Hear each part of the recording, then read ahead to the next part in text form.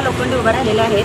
त्यांना भाजपकडं पूर्ण पाठिंबा असणार महिलांचा आणि असं वाटतं की आम्हाला ते आमच्या पाठीशी आहेत सतत, पण त्यांना मतदान सर्व महिलांनी करावं आणि त्यांना निवडून आणावं ही आमची अपेक्षा आहे.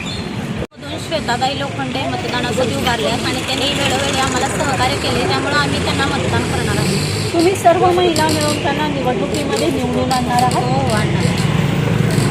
या वर्गामध्ये श्वेता लोखंडेच निवडून येणार.